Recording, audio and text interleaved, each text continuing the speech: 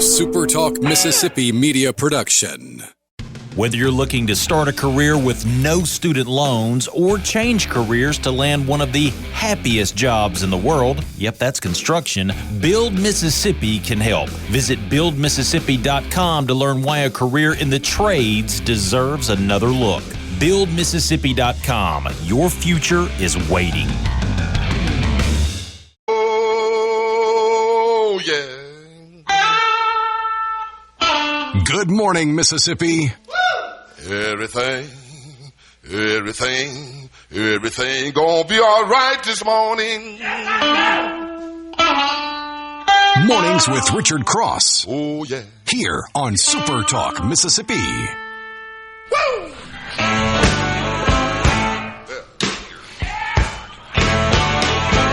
Now, when I was a young boy,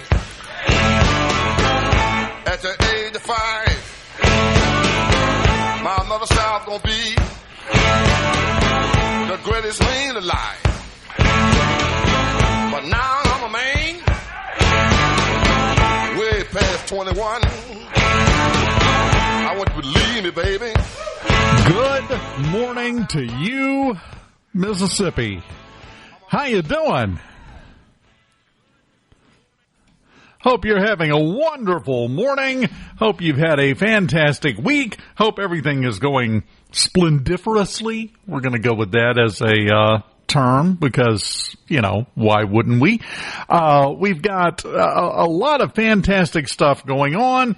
But I think first, before we go there, we've got to jump over to Lance in the booth.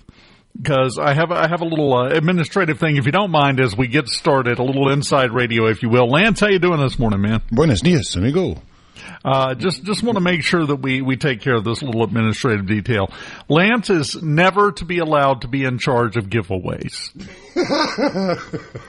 Just wanted to make sure that we got that out there right up front so there's no confusion. Yeah, I had some fun yesterday. I was walking through walking through Kroger. You know, they're redoing everything, and when I go into getting better floor space or whatever it is that they're trying to figure out, and you get the little signs that say, pardon our progress while we organize and dust, and so you don't know where anything is. So I spent an inordinate amount of time wandering around looking for like one thing.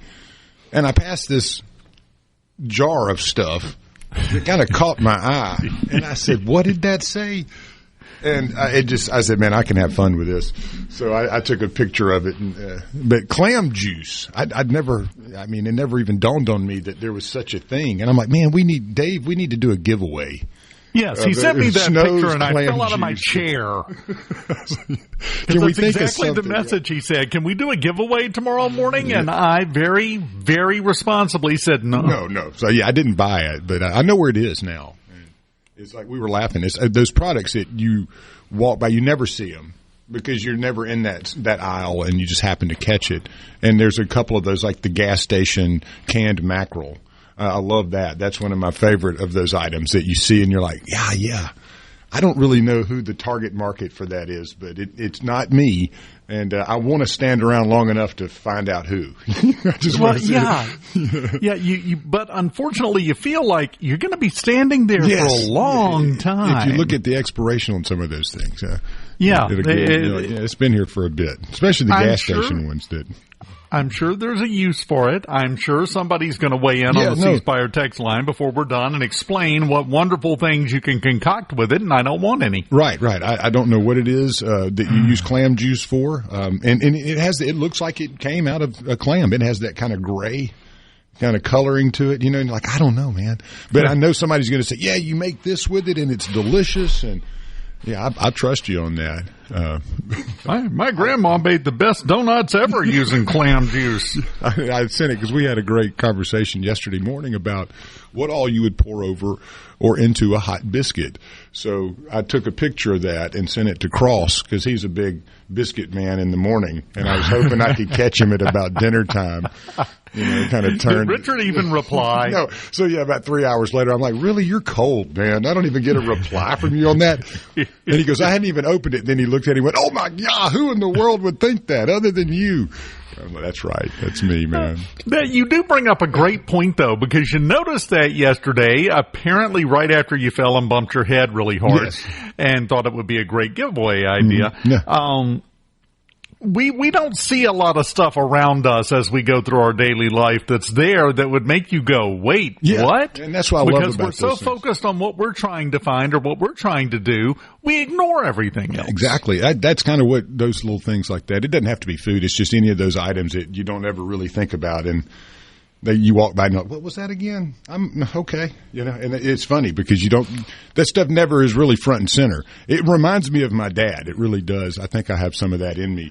Where late night TV would come on and, he'd be sitting there getting ready to go to bed. And then all of a sudden, he's grabbing the phone and calling, the As Seen on TV stuff before it was As Seen on TV. It was like a call line, and you'd have to hurry too because you didn't want to miss out on whatever limited supply. Limited supply. We're going to run out soon. So, I guess I have a little of that in me. I enjoy that. That it brings back a lot of memories where I would just laugh like, are you really going to buy that, Dad? Oh, man, got to have that. The Ronco Pepper Peeler, 3,000. It was always something like that. Exactly, yeah, always. And you were like, I don't know if that's really a good product, but we were one of the ones that we would try it, so I think that was fun. Buyer beware, right? It wasn't any small print or anything. It says, call this number if it doesn't work. No, there was none of that. No customer service. You were on your own with that stuff. Yeah, and that number is disconnected when you try to call it. They didn't sell enough to make enough profit to keep it up. That's the way it works. Yeah, and I mean, back in the old days, too, I remember you would see some really crazy stuff in the back of normal magazines that the call-in, mail order, those things that's a trip to open up an old something and catch the old mail order. We have a couple of old magazines that would float around deer camp for the years that were just kind of like nostalgic. And they had like a lot of mail order stuff in there. And it'd be fun every now and again you want to call the number. They're not in business anymore. Like 60 years ago, you could get a parka for $12, mailed to you. It's like the best quality. You want to have some fun with old ads. Get some old comic books. Yeah, that's what they're amazing. Seeing some of that old stuff is really cool. It's a throwback to some of the the sea monkeys and things like that you'd see. Yes, and the X-ray specs. X-ray specs, they're in there. Yeah. But it was a big deal. That's fun stuff. Well, I mean, today. We get to celebrate National Truffle Day. So, I don't know if I've really ever been out into the truffle world. Have you? Are you a truffle man, Dave? No, I am not. I am not a truffle man. I have not rooted in the dirt for a snack. Yeah, as we talk about clam juice, I figured I'd throw. Today is National Truffle Day, May the 2nd, and I don't know. You got any normal foods floating around in here this morning? Didn't see anything to work with here. But, I guess you can do a lot with a truffle, chocolate truffles and stuff like that. But I'm not a truffle eater. I'll just go with the straight chocolate. Yes. Yeah, that's the way I roll. Chocolate truffle, hold the truffle. I'll tell you, and it's been pretty boring on the birthdays for the last couple of days. I'm not sure what's going on in the world out there, but the last 3 days have been pretty brutal. I don't even know if you want to hear the birthdays today, but I'm going to share the big one, and this is the big one of the day. Dwayne "The Rock" Johnson. Yeah, baby. 53 years old. He was the Scorpion King also, received $5.5 million for being the Scorpion King and acting. So that's a pretty big paycheck there for his appearance. I wonder how much money he made wrestling before he got that. Because millions. That's a chunk though, for one role. The Scorpion King. Had the great mullet too. Let's see here. Kay Panabaker. Not sure who that is, but it was a great name I wanted to share with you. Kay is 35 today. And Engelbert Humperdinck. Anytime you have a name like that, man. Yeah, you got to share that with people. 89 years old. Engelbert Humperdinck. Known for A Man Without Love and Release Me, Spanish Eyes, and a lot of good stuff there. Great musician. And then the Baby Doctor man, Benjamin Spock, his book Baby and Child Care, published in 1946, passed away in 1998, but today would have been his birthday. And then two very famous ladies, one a little gravelly voice, but made printed money in the fashion world. And it's Donatella Versace. Hello, my name is Donatella. and 70 years old today. And then the late Catherine the Great, 1796. She was the longest ruling female leader of Russia, helped Russia become one of the great powers of Europe. Man, I think Europe would have said, no, you're not in Europe, you're Asian. But that was always a good little battle. But she did so many things for her country and expanded her country through military wars and diplomacy. So those are your big ones for the day. And that's not a bad lineup. Yeah, I mean, it's not bad. You know, when you look at some of the ones that you get, though, it's like everybody, something in the stars worked that day. And you get 20, big-time names, and that's not bad. I mean, you think of Catherine the Great, Benjamin Spock, Donatella Versace. Those aren't bad. James Dyson, he did the vacuum thing, creating a multi-billion-dollar company. I guess it took the vacuum cleaner salesman and gave him, a new product kind of to work with, and with an English accent. Do you wonder, with Dyson, if maybe it was the English accent? This is Dyson, and you're now having the best vacuum cleaner ever made on the planet. And everybody's like, oh, man, he's English. It's got to be the best vacuum, right? Yeah, English, but then there are some people that just never vacuum their floor and don't care. Yeah. I'm kind of like that at times. When you're a solo act, you don't have to too much worry about anything but what the dogs see. Probably spending all your time making sure you mop up all the clam juice you spill. That's some delicious sounding stuff. I might put a dash in my coffee this morning. Normally, I would say you need to get out more, but that, in this particular case, is the problem. You got out too much. Yes. And now I'm stuck with this image in my mind. We're getting going slowly but surely on mornings on SuperTalk Mississippi.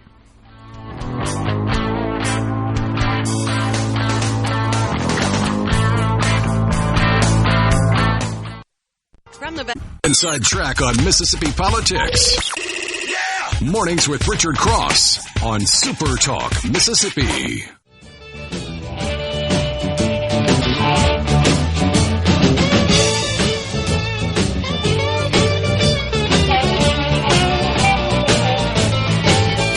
I'm gonna get up in the morning, hit Highway 49. I'm gonna get up in the morning, hit Highway 49. Welcome back. I be looking for my baby. SuperTalk Mississippi mornings on a Friday morning. Dave Hughes here. Completely different highway, in case you didn't hear about it. Yesterday over in Vicksburg, had a barge hit a bridge. It was a bunch of barges. It was a tugboat pushing 22 barges. 2 of them broke off and crashed into the old Highway 80 bridge. Oh, man, that's scary anyway. Yeah. Going across that. Whoa. Yeah, and now, of course, the river is high. We talked last week with the mayor over there, and it's high. We're dealing with problems there. So that makes it a lot easier for these things to hit a bridge. The barges were full of grain. Well, most of them, 18 of them. 4 of them had hazardous material. Luckily, the ones that broke off and hit the bridge and sank were full of grain. So we got lucky. I guess what I'm trying to say is thanks for playing some bumper music mentioning a highway, because you just led me right into that. It was perfect. Okay. Yeah, great minds think alike. Yeah, especially on a Friday. We've been thinking alike all week. Now we get to hang out together. So I'm going to be honest. My brain's not working today. It's not on. No. The switch hasn't hit yet. Well, get that 8th cup of coffee. That's usually the one that really makes it work for me. 8 or 9. 8 or 9. Behind my eyes, I'm showing the Microsoft blue screen of death. I got nothing. I'm going to have to reboot. You're going to reboot. I love that. You think about it, the amount of traffic that is on the Mississippi River any given day. I'm curious. I know Austin Golding, we have Austin on, and he's always extremely informative as to how the traffic works. But, I mean, thinking of the amount of barges and the highway that the Mississippi River is for so much that it's amazing you don't hear more about, those types of accidents because of the river's huge, how much traffic there is. And then again, all of the stuff that's floating around at 100 miles an hour right under the surface that you can't see. I mean, trees, full trees are under there. And they run into stuff all the time. And they say, don't take a John boat out into the Mississippi River. People do. I know that, but I wouldn't. I would be scared to death. Honestly, I'd need one of those huge gator boats and ones you can stand up on. And even then, I think I would be pretty. I don't know. I mean, I like adventure, but the Mississippi River is a different animal. Just the strength and passion of that river moving south is something. If I had a gator in the Mississippi River, I'm pretty sure I wouldn't be standing up in it. Yeah, well, I might ride the gator because he's probably going through the same thing. If you're out in the middle of that thing, we are going, uh-oh, I done got caught in the current here. Which I don't know if you heard, talking about the Mississippi River, they made the decision they're not going to open the Bonnie Carey Spillway. That's right. Well, and that's going to make a lot of people happy in Mississippi. Yes, but that means the water level will stay kind of high, maybe a little bit longer in the river than it normally would. And that affects people in the southern part of the Delta, north of Vicksburg. That's where, obviously the pumps, that's your big debate. A lot of times you'll drive up through Highway 61 going north there, and you'll see finish the pump signs and get to Rolling Fork. And so I'm familiar with that area. We've been there a long time. So, yeah, in the sun, as long as you can get in and out of, say, your roads and your property and you're not totally flooded. Actually, the flood, for a month during the summer is a really good thing because it replenishes so much of the lakes and the wildlife. It pushes things around a little bit. It gives you a little bit more silt. Easier to grow stuff. So, I like about a month or so of it. But once you start seeing it sitting there and it gets green on the top and it's growing a whole new ecosphere and the water's been sitting that long, you're like, yeah, man, I don't like that. So, yeah, I think this might be the right mix where it's okay to back up some water. It's okay to get a little bit of flooding in there, but at the same time, you don't want to devastate people's crops, livelihoods, homes. Because a lot does happen in that part of the Delta that goes a little unseen because there's not a huge population there. Yes, and I would say, speaking for the other side here, if you want to talk to a group that doesn't like a month's worth of flooding every year, it's the folks trying to scratch a living out of the ground in the Delta. Exactly, and so that's where those bayous and the locks and those things come in. And in my experience, when it's perfect conditions, you really don't get the flooding into the fields. There is a lot of channels and bayous and locks and things through there that back up way up into the Delta that are very effective until you just get too much water, especially too much water coming from the northeastern part of Mississippi, where all of those rivers and lakes, they actually flow into the Delta unless you're at the Pearl. That's where it kind of the differentiator. I had to follow that stuff a lot over the years to know when to go get the four-wheelers and get them out of there. So, yeah, you get the call. You got to get in there now. Go. Because once the water crosses the road, you kind of have to work. But, yeah, I'm hoping that we don't see – because like Mike McCormick says, there's crops in the ground. There's a lot of good-looking plants growing, and it's that time of year where you need it to work for everybody, and that's delicate, very delicate. Yeah, and the weather today may not help. I don't know if you've seen, they've done a little bit of a change to the forecast. National Weather Service, about a half hour or so ago, put out their latest threat map, and they have upgraded almost the northern two-thirds of the state to a 3 out of a scale of 1 to 5. Well, you got some Delta worries today too, and Friday scattered showers, showers likely and thunderstorms possible 3 to 4 o'clock. So if you're in the Delta in that crescent-shaped beauty over there on the western part of the state, probably going to be seeing some rain today. Mostly clear tomorrow, though, so that's good. Some scattered showers before 11 a.m., but hopefully it'll clear up and we won't get too much of a drenching over there because it's been a little soggy. Well, they've got it at a 3. It's an afternoon into the early evening event that the National Weather Service is talking about today. And it's kind of diagonal going from the southwest to the northeast across the state. Starts down in Wilkinson County, just south of Natchez, goes all the way up to around Meridian, and from there pretty much north, which of course includes the entire Delta. According to the National Weather Service, potential threats include over 70-mile-an-hour winds, ping-pong ball-sized hail, and they say a tornado cannot be ruled out. Hey, I'm going to tell you this: whatever storm is rolling through Oklahoma City area right now, gosh, yes, man, they're getting it, and that looks to be the storm that I'm not sure when it's going to reach here, if it'll kind of burn out before, but that may be something that will affect the northern part of Mississippi as we move through the weekend. But that's a doozy over there. If you look at that one, whew. Well, I've been watching it all week. I mean, we've reached the point with that storm system and all the storms they've been having up there for 10 days probably, to where baseball-sized hail is something they're hoping for. The most ridiculous size comparison I've seen so far, one place reported DVD-sized hail. Hurling grapefruits at you. Yes, and I'm sorry, that'll kill you. If you're you outside, stay away. Yeah, and it hits you in the head, you're gone. We had about, 2 weeks ago, there was the marble-sized hail. It came pretty quickly here, but it pelted me pretty good. You don't want to be hit with something the size of a baseball. That's ice. I mean, that's definitely something you got to stay away from. I've not been in many hailstorms that were anything bigger than about biggest, a size of a gumball. And I remember the one that blew through Jackson back when I was in high school. It had to be the early 90s and destroyed the new car lots. They had the hail sales, if you remember. Yes. I mean, you go down there and that thing looked like you'd shot it with a shotgun about 30 times. But you got some deals on that. And I had some buddies that drove they were twins. They drove the hail sale Mitsubishi Eclipse for 10 years. Never fixed it either. It was just like a badge of courage and honor to have that. Yeah, man, piece at that point. That was awesome. It was like, oh, you got one of the old hail sale cars. They had that thing forever, man. It was great. How often do you get the opportunity to go to your high school reunion in a car that's dimpled like a golf ball? I mean, it was dimpled.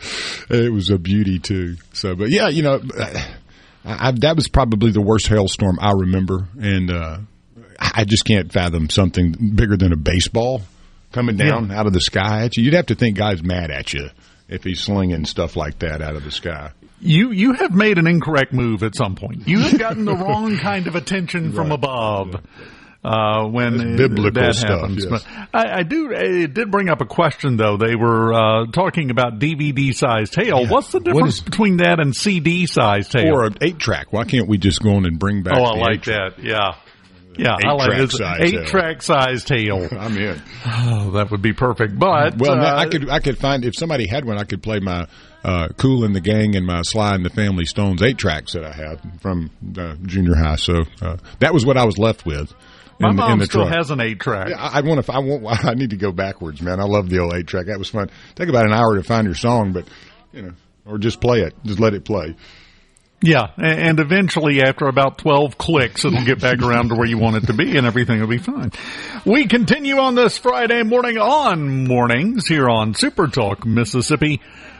Right after this. I done pawned my pistol, mom, and my best clothes and so. Lordy, Lord, Lordy, Lordy, Lord, Lordy, Lord, Lordy, Lordy, Lord.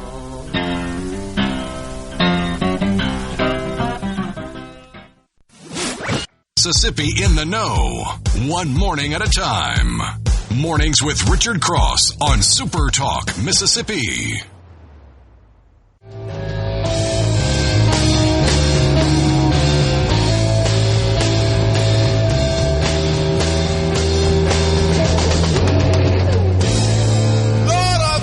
Back over yonder, baby.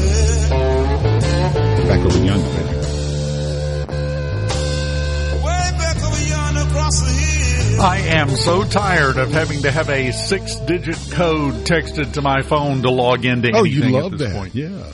That's always fun when you're in a hurry, too, isn't it? Most ridiculous nonsense in history. Oh, man, I get in here at times, and you think you're running fast and lean and everything's going well and you don't need a pit stop, and all of a sudden it goes, you must give me a code to log into your email, and you're like, no. And that's like a 2-minute process.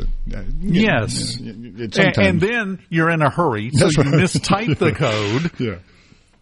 And then it's nothing but trouble. I have a lot of mine on fingerprint. I can just do the biometric fingerprint. That works until it doesn't. If you're a working man, you use your hands a lot. In the summer, I do a lot more. In the winter, like duck hunting and stuff. And when I try to use my biometrics, when it's all scratched up, my thumb, both of them too, they'll be just ragged out from the winter. And that biometric thing does not like it does not like it that way. It wants a clean fingerprint. Yeah, if your hand is dirty or your screen is dirty or the wind's blowing from the wrong direction or something. By the way, you led me into something there with the biometrics. I see so many people getting upset because, they're starting to use facial recognition. And everybody's saying, you never do that. Never do that. The government will have your face then. I would like to introduce you to the concept of a driver's license. They already have your face, dude. I'm not too worried about that. I'm just worried about how much uglier I get every time I have to look at it. You're like, my God. That's me. Okay, goodness. It's not a life-affirming process at all, but that's okay. I'm not too worried about the facial scan. I think they've got that one already. If you look up, you can see a bunch of little lights flashing at night. Those are the things looking at you. So that's just the way it is. And beaming the secret mind control signals at you. Yeah, I mean it's also that's why we've we're so divided. It's all the mind signals and all the HARP and mind control, but all that stuff going on out there. I'm with you though. The biometric, it doesn't bother me one bit. It is what it is. It is the way of the world. And, I hopefully the problem I've got with a lot of stuff is just so a la carte. Everything is, you got to buy this, you got to have that. And, it's like when you go to a restaurant, there's a menu, right? You know what's on the menu and you get to pick from that menu. Sometimes technology today is a little bit too, individualistic. It's everybody has their little thing, their little Bitcoin, their little stuff. And are you on this? No, I'm not. I'm not on everything. I stick to the basics, man. But there is so many choices. Sometimes I think that's a bad thing. Not from a competitiveness standpoint, but sometimes it just gets watered down. I don't know. What do you think about that? No, you're 100% correct because. Here is something that kind of goes hand in hand with that. The commuters in the big cities, and I'm going to single out New York here because that's where this story was based. The younger commuters are doing something now. They say they are barebacking their commute. Okay. I'll give you a moment to snicker. Yeah. What that means is they have no technology. They just sit there and ride the bus or ride the subway. No phone, no Kindle, no anything. They just sit there and ride. They're getting criticized for it. Really? Well, I'd give them a high five. Yes. There are people. I remember those days when you actually had nothing to do and you had to look out the window and like... Well, and I have said this before, and I will continue to say it. One of our biggest problems that we have as the human race right now is we have somehow in America completely lost the ability to be bored. And guess where you come up with all your good ideas? I love the way you're thinking, man. We have to be allowed. We have to. Well, not allowed. We have to forcibly take back the option to sit on your keister and stare for a while. I liked it, and I know it's frustrating when you can't find something. When you were 12 and you heard a song and you went, "Oh my God, what was that?" And now you can it's instantaneous. All you got to do is have one word or two in that and go tell it. Tell AI, tell Google what you're looking for, and all of a sudden your brain doesn't really have to function.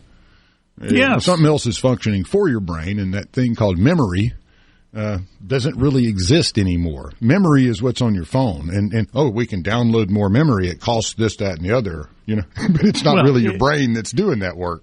Yeah, I'll take it a step further than that. When's the last time anyone, especially in the younger generations, but in general, because I'm guilty too, when's the last time somebody sat down and figured out how to do something they needed to do instead of immediately going to Google or YouTube and letting somebody show them?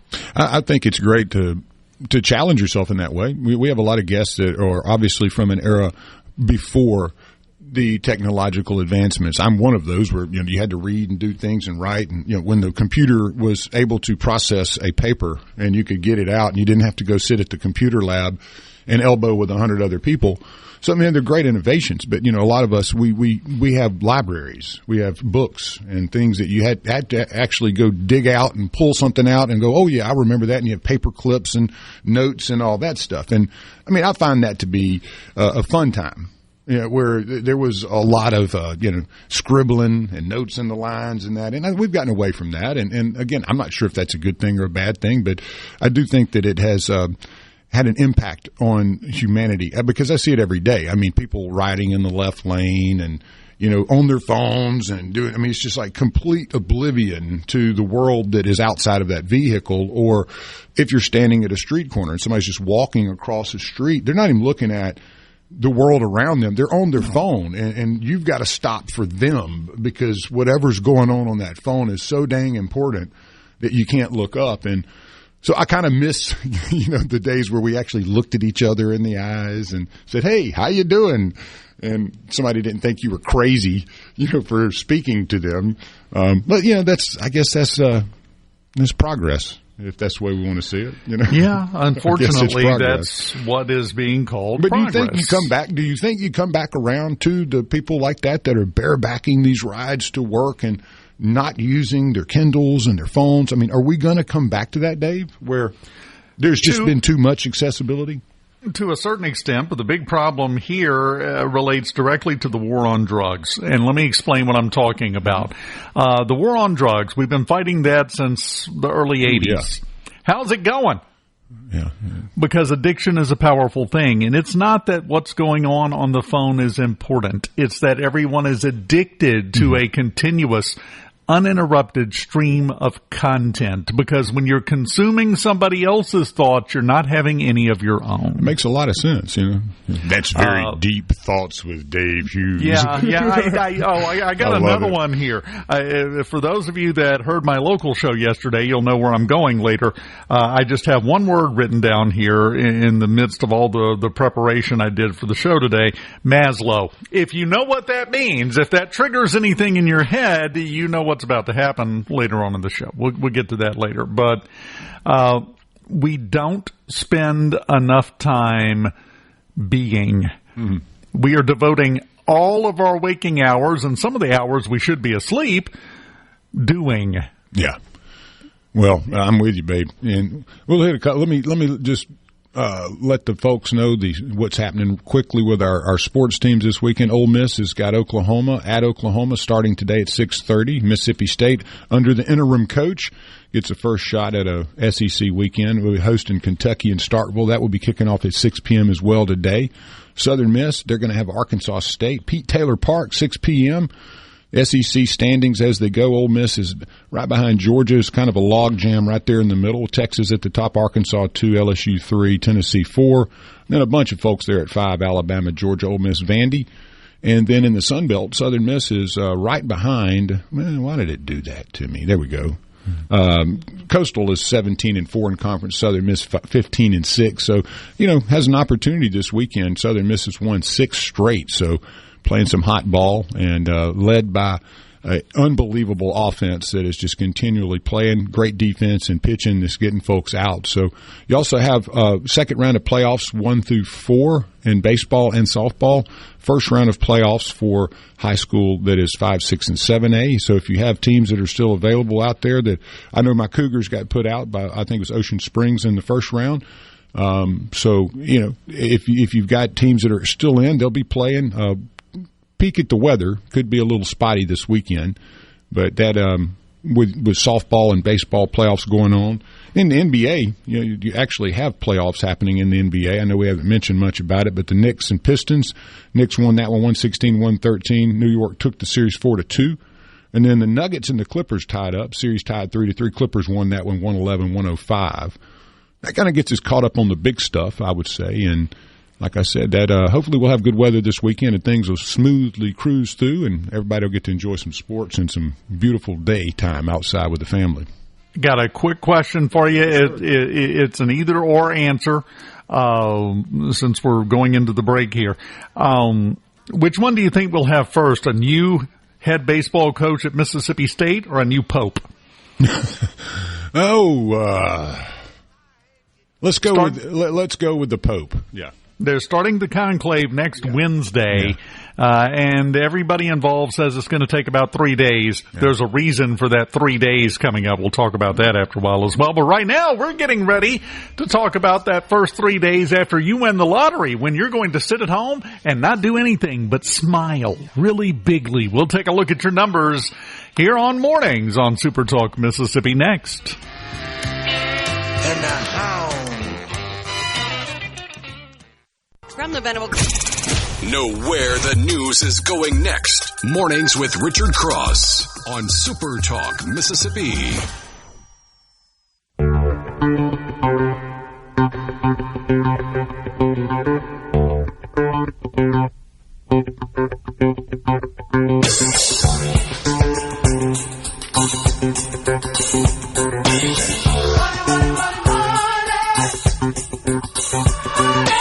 Welcome back.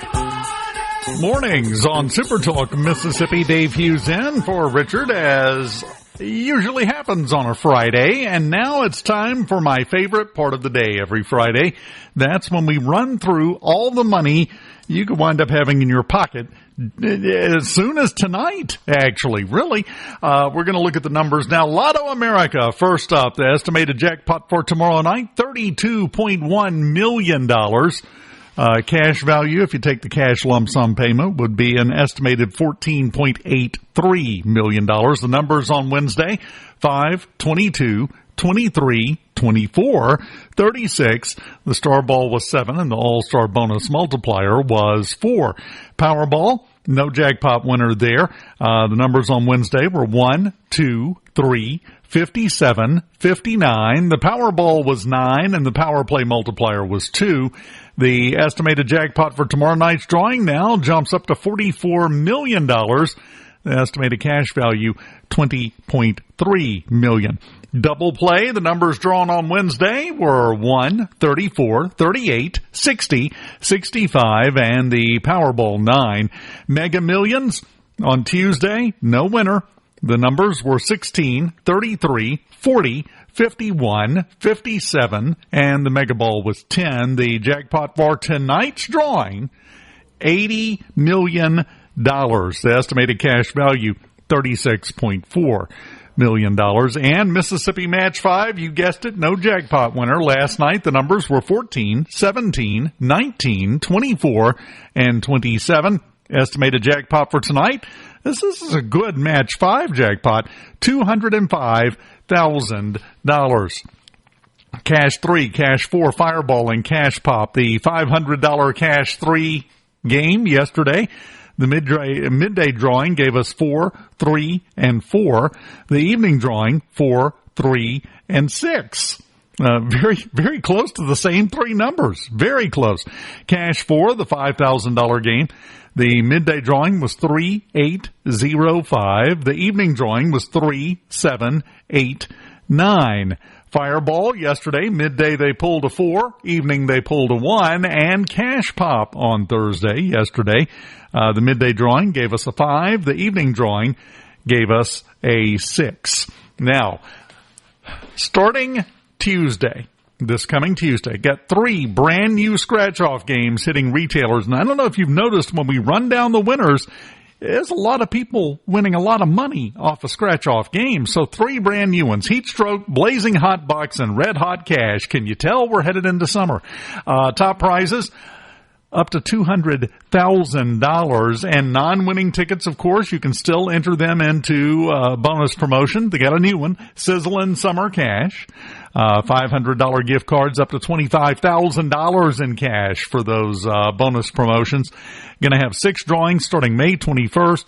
As always, with all of the bonus promos, you can go to mslottery.com to find out more. Speaking of that, the Pink Panther Diamond Tripler bonus promotion.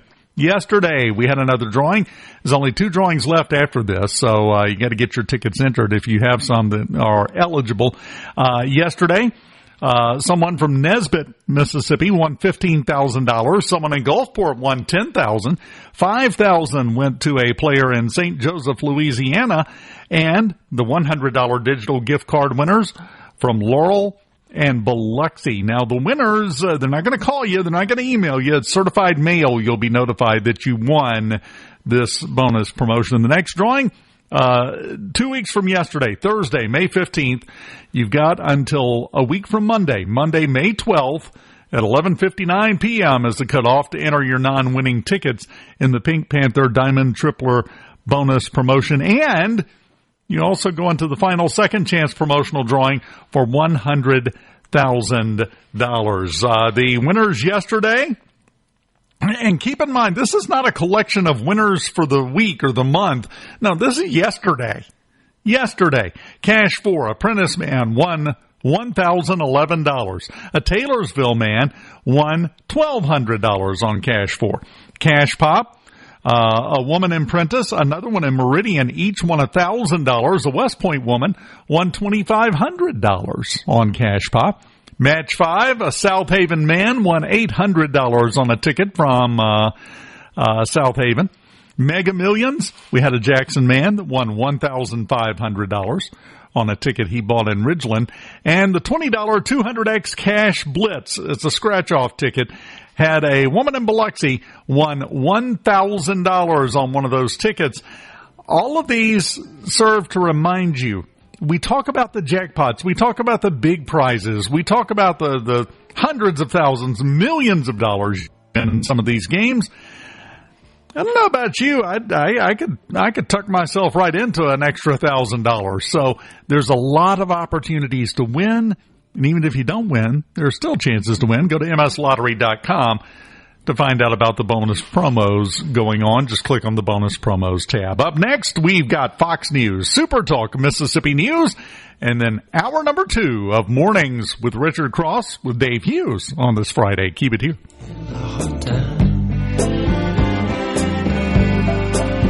Got to know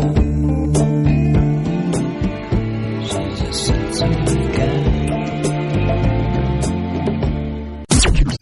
The views and opinions expressed by the hosts, guests, and callers on this show are not the opinions of TeleSouth Communications, its management, or advertisers. No filibuster. Just everything you need to know to start your day smarter. Mornings with Richard Cross on Super Talk, Mississippi.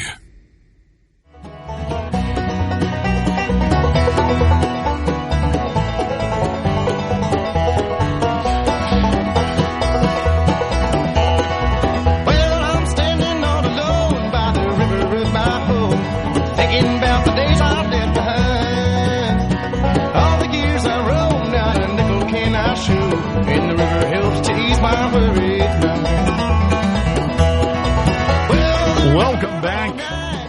Hour number 2 of Mornings with Richard Cross with Dave Hughes on a Friday morning. Hope it's a good day for you and yours. Coming up at the bottom of the hour, we've got Leah Long with the National Federation of Independent Small Businesses, the director for Mississippi and Louisiana, will be on with us. Nothing going on in the economy, but I'm sure we'll find something to talk about. No, there are some problems, including a labor report that came out.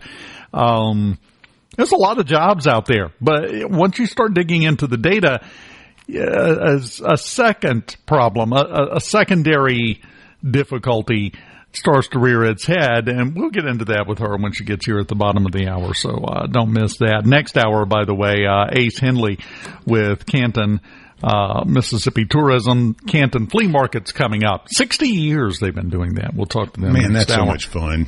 Yeah, that is an enormous flea market. Holy cow, is that thing huge. And every year. It's so much more than a flea market, too.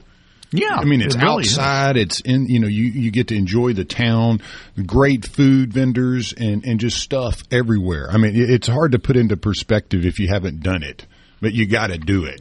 That's one of those bucket listers in Mississippi. If you haven't done the Canton Flea Market, you do it once, you're going to go back. I can promise you. And let me just say, I realize with everything that's going on in the economy and everything else, a lot of people aren't making a big, long bunch of trips right now. I understand that. But here's something fun for you to do. There is no shortage of festivals from now through the end of summer. Festivals, flea markets, hootenannies. I think there may be a hootenanny or two. I hope so. Yeah, well, that's the what's the stuff point? there. Yeah, if you're not having a hootenanny, what's the point? You got to work one of those into the schedule. Pick one you've never been to and go. I mean, the Canton Flea Market, it's basically centrally located in Mississippi. It's about the same distance for almost everyone, about 30 minutes to an hour difference one way or the other. You could take a tank of gas and go spend the day and have an incredible time, and more importantly, get to experience something you haven't before. And we've also kind of gotten away from that to a certain extent in society right now. Everybody is staying in their bubble. Well, and for us here in Mississippi, this is the time of year where there's so many great things outdoors to do. Take advantage of it. Mississippi is a vast, rich state with amazing little events and flea markets and, like Ripley. I mean, if you've never done, what is it, the first Monday or Tuesday? I can't remember. I know one of our Ripley listeners will square me up here, but that's one of the great little things, too. I mean, you have those first Mondays in downtown, and everybody brings the local produce and jellies and jams, and this is the time to enjoy that. Get out, and you don't have to go far. I promise you. I'm going to throw out my favorite festival name, okay? Been to this one. Right. And again, travel around. Go find some place you've never been and go there, because new experiences are how you grow. Go to Newton, Mississippi, over towards Meridian, and go to the Loose Caboose Festival. The Loose Caboose Festival. The Loose Caboose Festival. How could you miss that one? That paints a picture, doesn't it? That makes me want to go to Newton. It's been a while. Yeah. So there's stuff all over the state. There's stuff everywhere. And it does you good to go someplace where you don't know anyone and they don't know you. Yeah. Broaden your horizons a little bit. And put the phone down, right? Used to. That's the way you lived. Well, if you're driving there, I certainly hope you put the phone down. Well, but when you get there too, meet the folks. Yes. I had a great time just meeting Garden Mama and Peaches over at Doris Berry's stand over off of Highway 80 a couple weeks ago on a Saturday. It had a little plant sale. No, that's another thing. A lot of the plant sales and things like that are going on right now. But just meeting people, it's just so fun. I mean, Mississippians are great folks. They really are, and it is a great experience anytime I get to get out and away from the studio and visit with people and see new things. And there's so many new things. I feel like I've had a great adventurous life, but I know there's so much more, right in front of me. I just got to get out there and do it. What's interesting is we never stop and process something, because for 9 years now, President Trump, very rightfully so, I fully support the concept and the idea, has made his name and made his political career on what? On the slogan, "Make America Great Again." We tend to take a fairly narrow definition of that sometimes. Putting your phone down. Here, I'll give you an exercise. When you go out to eat to a restaurant, everyone has to take their phone and put it face down on the table. And then you just have a meal, and you talk, and you catch up, and you connect with the people that you went there with. That was part of what made America great. Going out to different places like Newton or the big festivals they have in Hattiesburg and down on the coast and up in Starkville and over in Natchez and Vicksburg, all over the place. Going there and experiencing new things and broadening your horizon, meeting new people, that's part of what made America great to begin with. And we have let all of that slip away from us. Now, I say that's probably a mischaracterization. It didn't slip away from us. In large part, it's been stolen from us. Mm-hmm. Technology has stolen a lot of it. Attitudes and mindsets have stolen a lot of it, which have been installed by other people, mainstream media, looking at you, buddy. Yeah.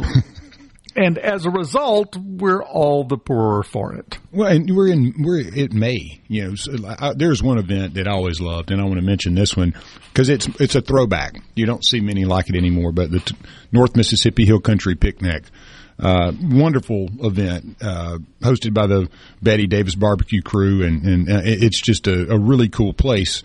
They used to do tents and stuff as well. where you could make kind of a weekend out of it, very family friendly. And, I think it's still around Waterford, Mississippi, but one of those just hidden gems. If you haven't done it, you need to. It's, you'll want to go back. I hate that I spent 21 years up there and kind of had everything figured out. And I'm learning Central Mississippi all over again. But yeah, that North Mississippi Hill Country Picnic is unique, and just some great, people like the Tallahatchies. I always want to mention them too, because great band out of Oxford, and, gotten to know those guys and putting out great music. And again, we have so much talent, much wealth of riches here that we need to promote it. We need to be proud of it and get out and see these things. And be a part of it. I would be surprised if the C Spire text line doesn't start lighting up with people suggesting other festivals, which please. is great. That's what we want. You send them in. If you know of one, let us know so we can tell everybody else, so people can start planning out their time, because exactly. It's a lot of fun. You get a lot of new experiences, and as a happy bonus, you get some really good food at these things. Oh, too. yeah. We had a good little conversation yesterday about, what do you put over a biscuit? And then we got into the Pronto Pup versus corn dog debate. And I have one for you guys out there that I haven't seen done yet. And I really want a business partner on this one. I spent a little time. Does this involve the clam juice again? No. I'm telling you, I was thinking, though, and I have thought about this one for a few years. Why has nobody put pizza, hamburgers, and tacos? Like, that's it. That's all you do is like a little food truck or a little, small kiosk store that just does hamburgers, pizza, and tacos. That makes sense. And then maybe you throw a wild card of fried chicken. You kind of cover everything there, Just whittle the menu down to those 3 or 4 things, and that's all you do. But if anybody knows where a pizza, taco, hamburger, and fried chicken stand is, let me know. I'll drive there this afternoon. What are you going to call it? That's what I'm trying to figure out. It? Clam juice. Lance's. Just call it Lance's. Lance's clam juice. And then have no clam juice, just good food. Yeah, the name might scare some people off, though. I'm with you. Just call it Lance's or LT's or something like that. Yeah, LT's, that's good, because the Lance potato chip people are going to come after you and call it Lance's. Spell it like EL and then TEE, LT's, like one, that's my name or something. Okay, yeah. See, the creativity is flowing. Together, I like this. Coming together. That's what Fridays are for, right? Yeah, good meeting. Yeah. Enjoyed it. Thanks for the marketing help. we had a planning session here. Sorry, that just snuck up on us. But no, I would honestly, I love going and doing those events. Mainly, like you said, the food is so great. Around Mississippi, we have so many cool things that are unique to us. And one that I learned during football season is the Kool-Aid pickle. That's a unique treat. And if you haven't had the Kool-Aid pickle yet, get out there and get you one. I have not had the Kool-Aid pickle, and spoiler alert, I will not be having the Kool-Aid pickle. I'm not a pickle fan. Don't like the pickles. Yeah. I've spent most of my life getting myself into one pickle after another. I don't want to eat one. You got to have standards, right? We will. If you are what you eat, I don't want pickles. Just put it like that. We will continue when we come back.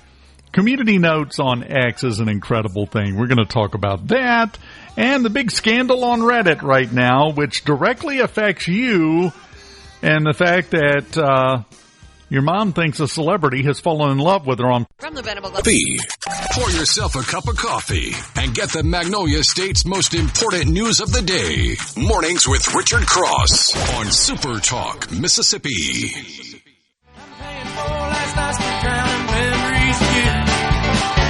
I stumbled through the bathroom looking for some aspirin, and an empty box of Kotex reminds me we're through. I'm at the breakfast table trying on. Welcome back, Super Talk, Mississippi. President Trump apparently just announced a little while ago that he is going to remove Harvard's tax-exempt status. Ooh. There shall be no wailing, no gnashing of teeth, no rending of garments, I'm sure, over that news. Yeah. Buckle up. That's going to be good. Imagine the kicking and screaming on that one. They're currently installing the chimney on the roof of the Sistine Chapel that the smoke comes out of when you pick a pope. That's not there all the time. Really? That's news to me. I didn't know that. Yeah, it's one of those little metal chimneys. It's a vent chimney, right? Yeah, but it's not always there. Okay. They put it up when they're going to elect a new pope. I thought that's like where the Pope, when he needed a burner, went over there and just he said, "Hold on, guys, it's bizarre. Where's my pack of Reds at?" All right, I mentioned X. Are you familiar with their community notes program? I'm pretty sure you are. Yeah, I mean, maybe. I probably have read some, just don't know what I'm doing. It's a fact checking thing, but it's crowdsourced. Yes, okay, I know what you're referring to. Yes. In other words, people will post clarifying notes about things that are posted on there, or sometimes just post "this is a lie," and then the link to the source that shows you that it was a lie, and then it has to get a certain number of people in the program to upvote it and say, yeah, okay, they're making sense here. Some of these things are absolutely insane in the best way. Let me explain. Congresswoman Jasmine Crockett. Oh, I know you know her. Yes. Yes. She posted yesterday and said, RFK Jr. says fluoride makes you stupider. Interesting take from a man actually proving it's not the water, it's the policy. That sentence, by the way, makes zero sense. This ain't health care. It's headline chasing with a government badge. A proposed community note on that post right now says, unfortunately, fluoride does have long-term neurotoxic effects. Also, wig glue, if used excessively, can also cause neurological problems, which is likely what led Congresswoman Jasmine Crockett to post this. Yeah, the eyelash and wig glue may have something to do with that. Holy cow. Yeah. This is the level of national discourse, and I'm going to be perfectly honest, I'm fine with that. Hey, you saw that there is, I'm trying to remember exactly where it is, that the law proposed to limit memes where you'd have to get government approval. Texas House Bill 366. Yeah, Texas HB, that's right. And so, yeah, you want to talk, you might know a little about that. I think that's bizarre. Yeah, well, it's not It's not exactly, though, what it's being represented as. Mm-hmm. When you dig into it, because I originally saw it, and everybody's talking about they're trying to criminalize memes. Well, what are they doing? What the actual text of the bill does, what this bill is designed to do, it's to make it so that no one can post political advertisements using artificial intelligence or Photoshop to generate images or audio or whatever without putting a government-approved disclaimer on it saying this ain't real. Like, so for example, let me throw this in at you. So I create a meme. I've got Nancy Pelosi, and I put a big unibrow on her and in the shape of a $sign or something. So that's not accurate. So at that point, I'd have to get some type of government approval stating that this isn't misleading in a way or something that would allow me to post that. Is that kind of where it's going? Yeah. Okay. Nancy Pelosi's unibrow does not form the shape of a $sign. Right. So then I would have to get approval because I'm creating a meme that is not accurate as to the true image, and it's been doctored. And with politicians only, that's also the other bullet point, right? Is that it's only for political figures? Political purposes. Yeah. Whatever they may be. So that's the goal of this legislation. That's what it was written for. So but like Trump carrying a cat, during that thing. Yeah, that would have needed government approval. And also, even aside from images, if you remember the artificial intelligence robocalls right before the election last year that made everybody think Joe Biden was talking to him, and it wasn't. Okay, so that would apply as well. Yeah, okay. If that happened in Texas. So it's got some good stuff to it. It really does, but it's being represented as a ban on all memes unless you have a disclaimer. No, not really. It's a little more targeted, a little narrower than that. We'll see how that plays out. It's so funny you brought that up because I had this written on my list here to get into, and you just set me up perfectly. Hey, man, when great minds think alike. Again, I want to go back to that too because it seems, and one of our listeners threw a comment out, and I want to make that comment known. But since when are politicians more protected in the realm of free speech? That's a question I think that it deserves some attention given what we're talking about. Why, in your opinion, would a politician be immune from any other type of normal behavior that an average citizen, since that's where they come from, we elect them from the citizenry, why are they getting more protection? Is it because of a celebrity status now, or is it really interfering with them in their ability to do their job? Or, I mean, what do you think the guts of of this type of move are? Because it seems to be something that limits free speech, but yet only protects politicians. Unfair. But yeah, okay. I can give you an answer. Yeah, and I want to hear your opinion on that. This is going to tick somebody off, I'm sure, but I also don't care. Good. As I said yesterday, closing out my show on SuperTalk Pike County, my favorite sound in the world is the noise a sacred cow makes when you kick it real hard. That's very close, actually. It's very close. The reason is simple, and this is not a current problem. We're seeing the end result of this problem. For the last 50, 60, 70 years, you kind of nibbled around the edges of it. Politicians have achieved somewhat of a celebrity status. Taking it a little more to basics, we have gone whole hog 100% into buying what they're selling all day, every day. And they tell us all day, every day how important and special they are and different from everybody else and better. That whole Jasmine Crockett thing comes screaming to mind. And we've bought it. Mm-hmm. We bought into it hook, line, and sinker, which goes back to what we were talking about earlier. Why have we bought it? Because we have stopped thinking for ourselves. Our phone thinks for us now. Yeah. And again, we had another comment. It's because we don't want false information affecting how people vote. Well, I mean, I get that, but I mean, you do that in the business world. I mean, people say and make false claims, and the consumer is unprotected, and a lot of those things happen on a daily basis. For example, and that's one reason I sent you that little video of the glass repair kit. Yes. Okay, there's no way that works like that. You and I both know, and the video is fake. It's all generated, but yet they're selling a product to people, and they're preying on people, and yet the average consumer is immune from any kind of protection. But yet a politician who comes from the people is upset because somebody voted for Trump because they put a meme of him carrying a cat after the Nicaraguans or whomever, the Honduras, whoever they were accused of eating animals in the park. So you see, I'm missing something here, and I'm trying to figure it out. I'm going to disagree with that premise there. That we don't want false information being put out that would affect an election. So memes are the problem, not that we hid the fact that the President of the United States couldn't spell his own name for 4 years. Or ran out of a basement. Yeah, or ran his campaign from a basement. No one even saw the guy. We're going to ignore the fact that everybody, especially in debates, but any time else, if it's a politician and their mouth is moving, they're usually lying. Yeah. But that's fine. But the memes, that's how we're going to protect things. No, we either go all in and we stop the lying across the board, or we quit whining about it. Yeah, I'm with you. I think it's kind of like insider trading and all these things, or either it's got to be good for everybody. It's got to be across the board. Why would one law be there to benefit some and hurt others? I mean, it's not what they're there for. Now, we all know that's what happens. I mean, not every law is going to help everybody and hurt no one. I mean, that's obviously the nature of law.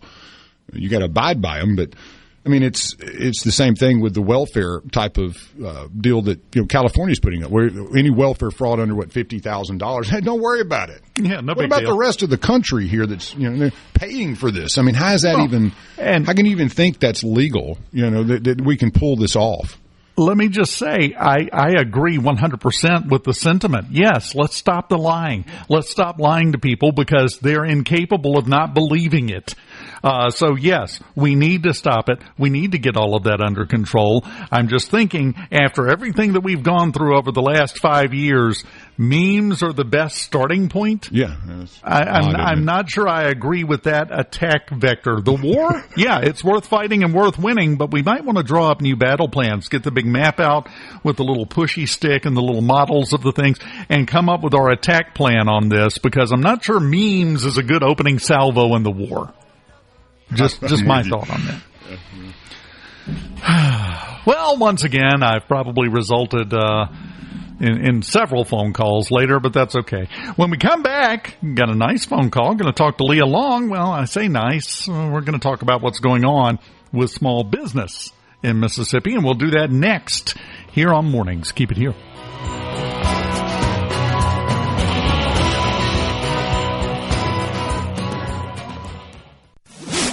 This segment of Mornings with Richard Cross is brought to you by Covington County Hospital in Collins, where your health matters. Shaping Mississippi politics each morning. Mornings with Richard Cross. SuperTalk Mississippi.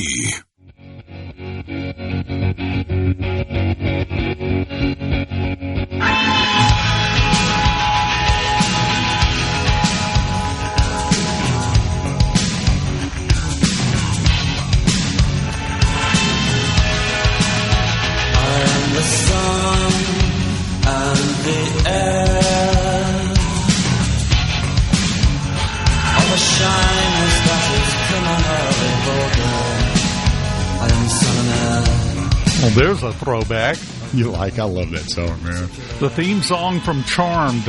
Is that what it is? Yes, Great, they use that as the theme song from Charmed. Oh, such a good one. And it went, what's his name? Johnny Marr, the guitarist. They had a big falling out, and his version of it is really awesome that they do in studio. Watching how they make all those sounds, come so naturally out of basic instruments. You're going, wow. I mean, it just blows your mind, That comes from spending a lot of time with kind of knowing instruments. what you're doing. Yeah. Now it's time to talk business. And possibly some choppy waters ahead, I guess you would say. To talk about that, we've got the National Federation of Independent Small Business, Mississippi and Louisiana Director Leah Long joining us. Leah, how are you this morning? Hey, I'm good. Thank you for having me on. Oh, yeah, definitely, especially right now. So let's start out with just the overview. Let's get this from you in terms of small businesses in Mississippi and Louisiana. What are we looking at? What's the temperature like as you're taking it from your members? Yeah, so in our latest poll, it kind of shows that labor shortages continue to constrain the small business owners. 56% of small business owners reported in April that they were looking to hire and possibly train new workers. And so they're a little, we talk about optimism, we talk about, how they're doing. And so their biggest issue right now is the labor shortage and the quality of labor. And I know we talk about that a lot on here, but, we're continuing to face that issue. Well, and that's an important part of the issue, because if you get 10 people willing to work, but only 9 of them can actually do the job, well, you only have one person willing to work, because those other 9, they're not going to do you any good. And that is a challenge that we're facing right now. Yeah, and we talk about it a lot, and there were several bills during the 2025 session about workforce and, trying to gain, a good skill set of a workforce. And so I think that's something we really have to focus on. There's a lot of talk on, being able to give certificates for, people that go into trade industries. That's fantastic. We need to continue to do that. We need to continue to incentivize people to continue to grow their skill set so you can go find a job and you can hold that job. And, obviously if you hold a job, you're going to continue your life and it's going to get better. But also for that employer, obviously if they have a good employee set and, their business is functioning, they can continue to grow their business and invest more. And, it kind of goes all in a circle. You got to have everything to complete the circle. And I think that's one issue when you don't have a good, labor quality, opportunities available or people there to have those jobs, this kind of circle is kind of broken for a little while. Well, and let me ask you this. What is your sense? Do you think some of this labor shortage that we're seeing could be chalked up to the fact that a large segment of the working population is aging out of the workforce? Yeah, that's definitely it. They're aging out.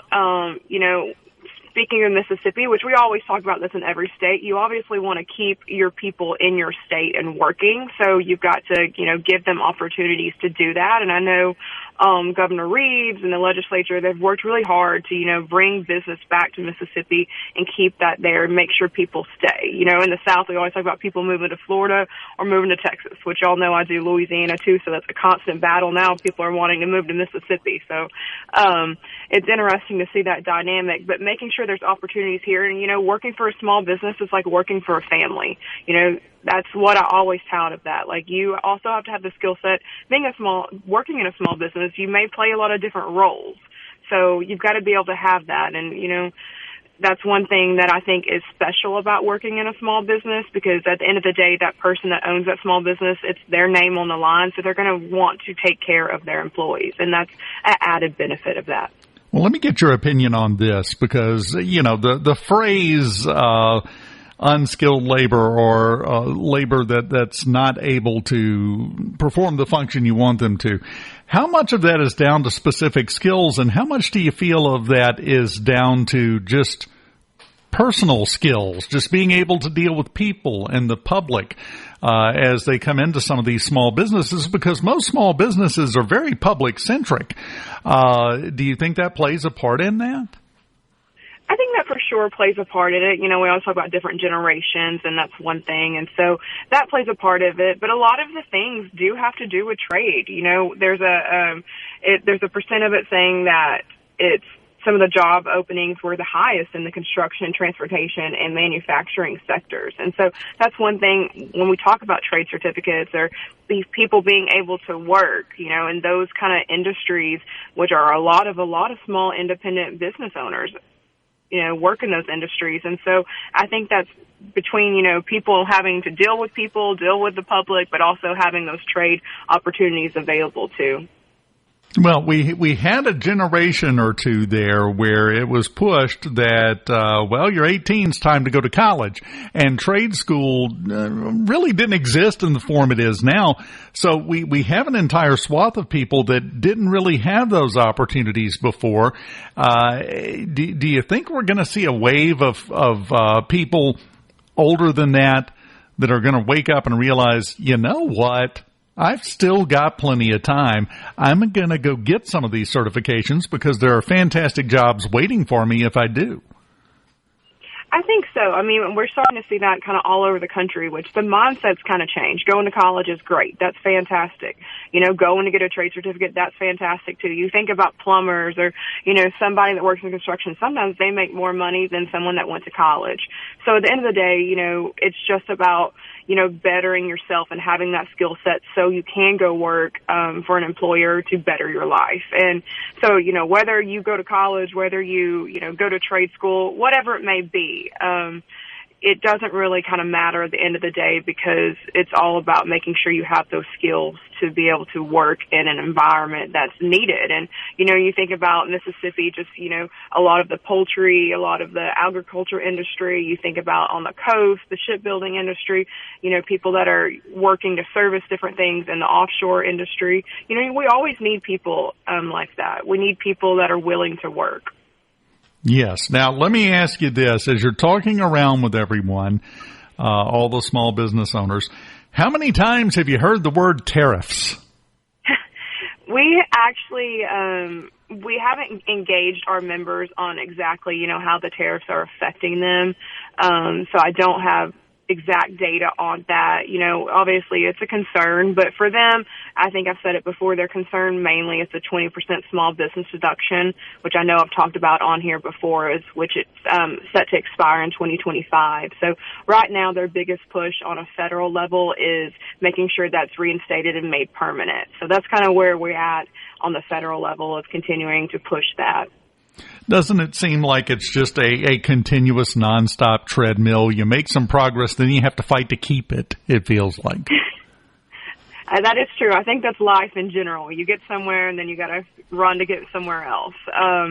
But yeah, that is our biggest issue. And, you know, we're trying to make the country better for business. And especially Mississippi, I'm very happy that we've, you know, lowered and we're going to continue to phase out the personal income tax rate because it's going to make it easier to own and operate a business in Mississippi. So I think, you know, moving forward on the federal level, continue to remove those mandates that affect business owners, and then, you know, get rid of some of the red tape that government's involved in on both the state and federal level. It's going to help make it better for business owners.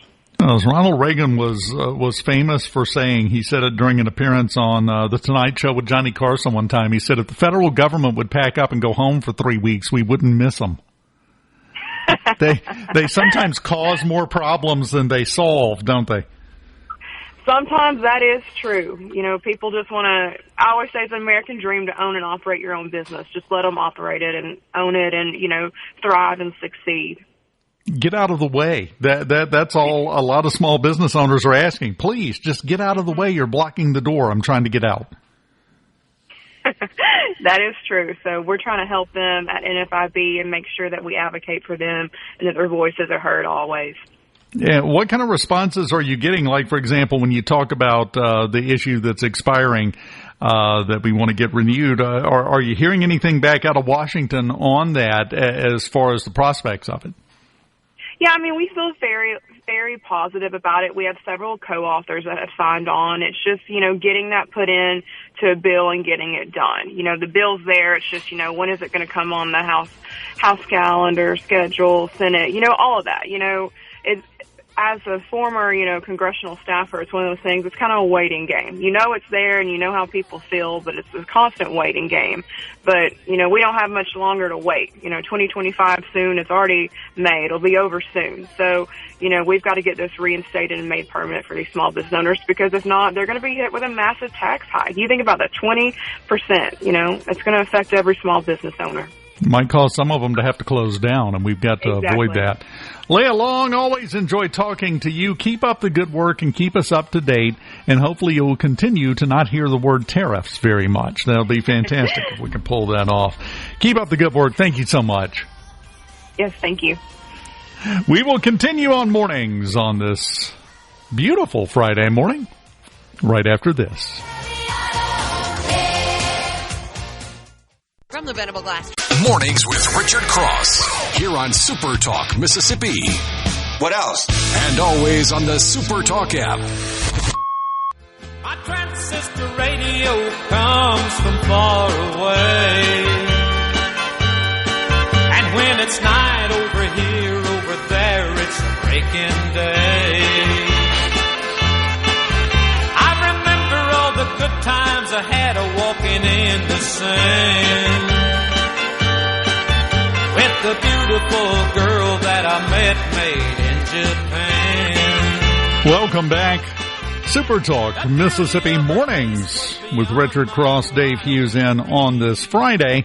And, yeah, that was very perceptive, Lance, once you sent me during the break there. It was a clip from the cabinet meeting on Wednesday. Elon Musk was there, and he walked in wearing two hats. Wearing a hat on top of his hat because he has been saying for a while that he wears a lot of hats. And he said, I wear so many hats, my hat is wearing a hat. Which is corny, but it's funny and it's a mood breaker and it makes him more genuine. And Lance, you made the observation, liberals do not like a sense of humor. Especially in somebody that has a brain. You know? Well, I've got a great example to back up the reason why. Because to the liberal mindset, everyone and everything is of life-shattering, so serious, ending importance. So serious. Everything is so dang serious, Dave. You know, you can't laugh. You can't make jokes anymore. You can't do anything. You just got to be serious all the time. Everything is serious. Why are you making fun of this? Well, because you're stupid. That's why. But that's okay.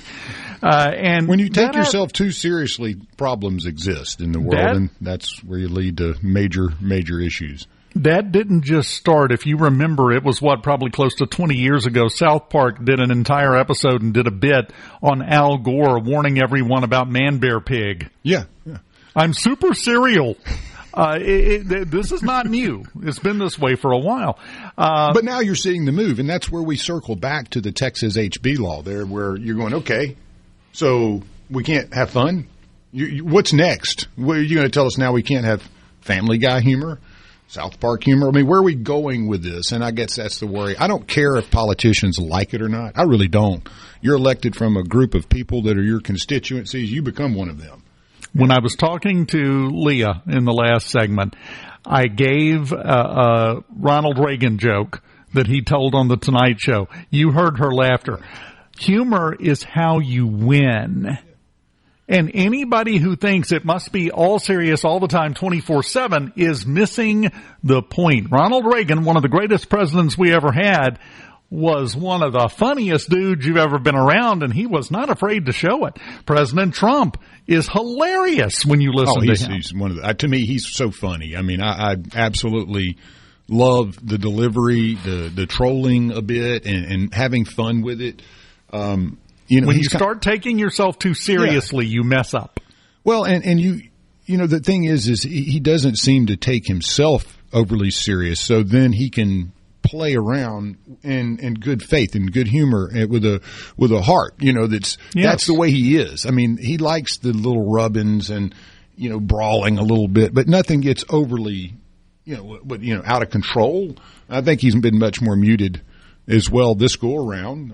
Maybe that's age, or maybe that's just learning a little bit of like picking the battles. He may be a little better. But yeah, he has a lot of fun with it. And to me, I enjoy that. That is refreshing in an executive to say, hey, I'm smart. I got all these brainiacs around me, but we're going to enjoy the job we have here because it is a great honor to represent America. And it seems that we're moving forward. Hey, the Zelensky stuff, you know, with the deals getting struck. And I mean, you know, things are happening, and it's happening in a way where it's not everybody's just not got to sit there and like so serious. We're at church. You remember Minnesota Governor Tim Guy Walz? Oh yeah, from the election, the vice presidential candidate. This is what I'm talking about. There was a TikTok influencer named Kate Max made a visit to the White House by invitation. And what she does, she makes TikToks to encourage people to get moving. Go out for a walk. Go out for a run. Just get some movement going because it's good for your health. It's great advice. So they invited her up to have an appearance. Well, Tim Walz's daughter, Hope, has now started releasing her own literally bug-eyed rants about this because she says running is political and running is privileged. I'm about tired of all the privileged junk you got to listen to. Really, quite frankly, I don't know where that came from and whose excuse that was. In what smoke-filled room they came and said, "Hey, let's make guilt. Everybody let's feel guilty." Here's the thing, keeping people, and that's what a lot of people don't understand. The purpose of all of this is not to prove a point. It's not to make a point. The purpose is to keep everyone on all sides stirred up, fired up, emotional, upset, scared, whatever, because then you're very easy to control. Malleable. Yes. Mm-hmm. That's an awful big word for a Friday, Lance. I'm not sure I can sign off on that one. That's a $3 word, you know. That's way too much. That's go have some more clam juice during the break. I'm taking shots every hour on the hour. Got to bring you back down. This hour of Mornings with Richard Cross has been brought to you by the folks at MWG Employer Services.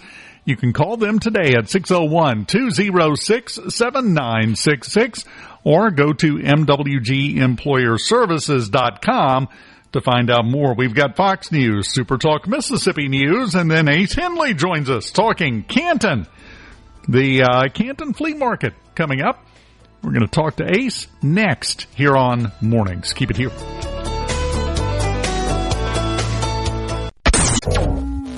Reaching across the state and across the aisle. Mornings with Richard Cross on SuperTalk Mississippi.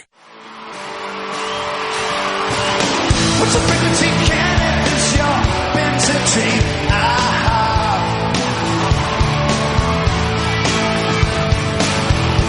I was brain dead, locked out, no, not up to speed. I thought I packed you an idiot.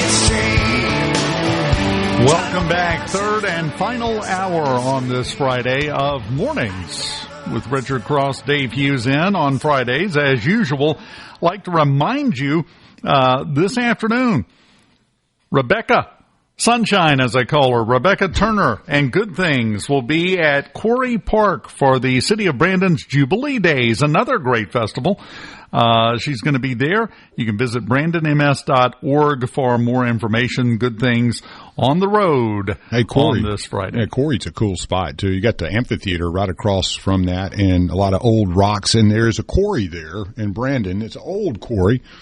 And but that little park is amazing. And you get a little benefit. The train kind of gets to scroll through slowly and you'll hear it blowing through. It's very unique. I love that little place. Oh, sometimes slowly. Yeah. Well, it comes through there kind of slow. It lets you know. They look, yeah. The fun now, stuff. Let's talk about something else, though. We got a big event and a big round number anniversary event going on in Canton, and we've got Ace Henley, film and media specialist with Canton Tourism, joining us. How are you this morning, Ace? I'm good, Dave. How are you? Doing fantastic. And now it's the 60th annual Canton Flea Market, right? Yes. This year marks our 60th anniversary. We started back in 1960, with just 15 vendors on the grounds, and it's grown to be more than 400. That's what I was about to ask. How many people are going to be showing up for this? Because it has really grown over the years. It's almost too much to go through just in one day. It definitely is. I mean, we open at 8, close at 5, so if you want to make a day out of it and spend your whole day there, you still might not even be able to see everything that we have, but it has grown to include over 400 artists and artisans that come from all over the South, so it's not just, Mississippi-based artists. People travel to show their art with us. Now, let me ask you this, and I'll get back to the vendors in a second. Anything special lined up for the 60th anniversary? We definitely have some things planned. It's just we're going to leave that to the visitor to come see and come check out for themselves. Secret surprise. Yes. I like it. That's the best kind. That's perfect. Now, talking about the vendors, sometimes people, if they haven't been to a lot of flea markets and festivals and things of that nature, they kind of have a preconceived notion in their mind of what they're going to find from the vendors.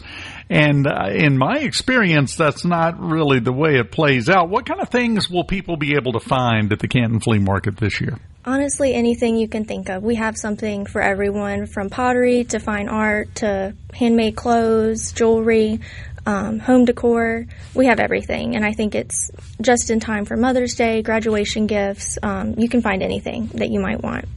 Yeah, we're only a week out from Mother's Day, a week from this Sunday, so it's a great time to pick up some unique gifts, because that's the other selling point to me, is that when you go to the Canton Flea Market, you're going to find things you probably won't find anywhere else. This is your one shot at them. Is that a fair statement, you think? I think that's a completely fair statement. We have artists that just create the most unique, handcrafted art that you won't find anywhere else.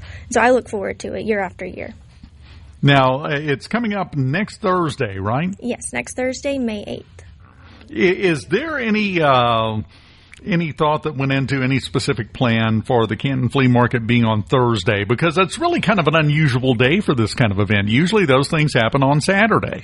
But Canton Flea Market is on Thursdays. Is there a reason for that, or is any strategery involved in that, or is that just the way it happened? It's definitely just tradition at this point. Since we started 60 years ago, the flea market has occurred on the second Thursday of every May and October. So it is a bit different than other flea markets, but I think that's what helps us, be unique. Yeah, well, it helps you stand out. Yeah. And I would suspect it kind of cuts down on some of the competition, too. Exactly. They don't have to pick whether to come to the Canton Flea Market or something else going on that Saturday, because that's 2 trips. You can go have a good time. Exactly. Just take a day off work and come on down. Now, the other thing is the attendance. A lot of people come to this thing, don't they? Yeah, it's packed every single year.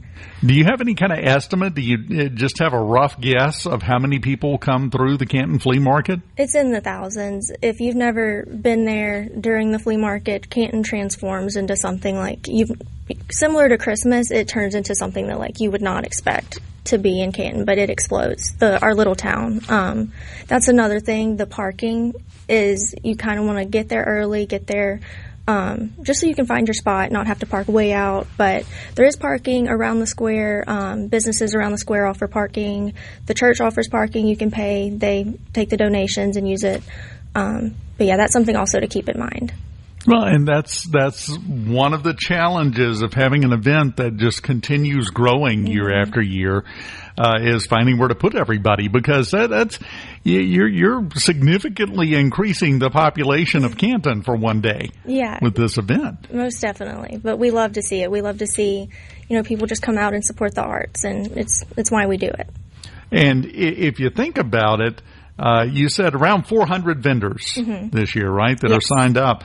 If every one of them has 2 people that show up to set up and to help run things, that's 800 people before anybody attends. Exactly. It's insane. It's something you have to witness for yourself. I love it.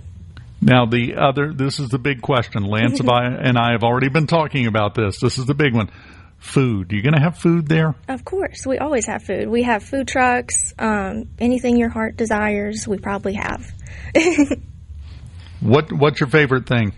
Now, I grew up going to the fair, so I'd have to say the fair themed food truck is probably my favorite. Get a corn dog, walk around. I'm good for the day. I am, corn dog, nothing wrong with that. Nothing wrong with any of that. I will be the first one to admit this proudly. I am a fool for a funnel cake. We have those too. We have. Okay. I mean, that's all you had to say, Ace. Come on. Once you start trotting the funnel cakes out, I'm good to go. Now, is there an admission charge to come to the Canton Flea Market? There is not. Our event is free of charge. All you have to do is show up. All you got to do is show up and have your walking shoes on, and you're good to go. Well, and that's the other thing, because 400 vendors, this is not, just a small little area where the vendors are set up. They're spread out over a decent area, aren't they? They are. So our courthouse square, if you've ever seen it, the courthouse is in the middle, the courthouse grounds around it. It's completely covered, and then it branches off into the side streets. So, you can stay in the middle if you want, but definitely I would advise to kind of venture off and just see all that we have to offer. Well, and let me just say this, too. It doesn't really connect with the festival other than that's where the flea market happens. Canton has a beautiful square area. That area is so beautiful. If you've never been there, it's worth it just to go to see that, I think. It is. We're one of the few historic squares of its kind with the original courthouse in the United States. And I don't think a lot of people know that, that we're just right in their backyard, and we have this little hidden gem. Yeah, I don't think I knew that. I don't think I realized. She needs to tell you about the Christmas lights, too. I mean, that's amazing. Yeah. Take your breath away going over to Canton for that time of year. It's like a throwback to another time. It really is. It definitely is. It's like walking into a storybook. What we're trying to say is Canton's got it figured out. We do. We're growing. We're expanding. And I'm just excited for people to come check it out and, get on the Canton bus with us. Now, it's next Thursday, starting at 8, right? Starting at 8. It ends at 5 p.m. And it's just the one day, correct? Just a one-day event, yes. It's going to be tough to get through all of it. I'm warning you right now because you got to get started early. Yeah, you better be there at 8 when they get going, because you're going to run out of time before you run out of vendors and food and everything else to see at the Canton Flea Market. And then don't forget, one of the benefits of holding it on Thursday is they can go ahead and have a meeting on Friday to start planning the October edition. That's kind of how that works, isn't it? It is. We wrap one up and immediately start planning the next one. Yeah, but that's okay. We're going to judge by results, and the results are incredible. You folks always do a fantastic job with the Canton Flea Market. It's been years since I've been there. It might be time to reset that counter. Yeah, you need to come on down and check it out. Well, you've got me craving a funnel cake now, so I'm blaming you 100%. It's your fault. The Canton Flea Market coming up next Thursday, 6 days away, and you're going to have a wonderful time. Bring your shopping shoes, bring your eating pants, and you'll be ready to go. For sure. That's all you got to do. Anything else before we go, Ace? That's it. I just hope to see everybody there. It's going to be a great time, fun for the whole family. And, 60th anniversary. It's a big one. And let's just make sure she has an incredibly crazy day. Everybody, when you go to the Canton Flea Market, ask for her. Yeah, ask for Ace. Everybody you see. Meet and greet, yeah. Yeah, just ask for Ace. She will be signing autographs later in the day, about 2, 3 o'clock. By the funnel cakes. But by the funnel cake, see, she knows how this works. Just make sure you form an orderly line and wait your turn. It's going to be a hot ticket, but if you just run into her before then, just ask her. I'm sure she'll sign one then. Ace, always happy to hear about great events like the Canton Flea Market. And you guys are going to have a successful day, I have no doubt. Well, thank you so much. Thank you for having us. Ace Henley, film and media specialist with Canton Tourism. The flea market is on the way, baby. Gear thyself up. We will continue. From the Venable Glass.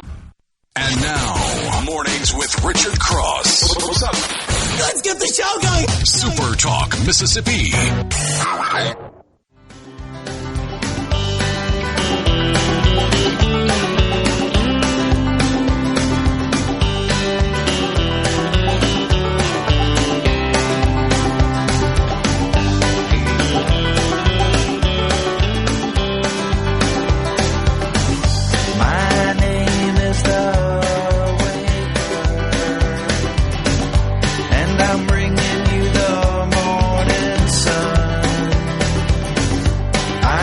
Earlier that President Trump this morning announced he was stopping the tax-exempt status for Harvard. He's having a busy week.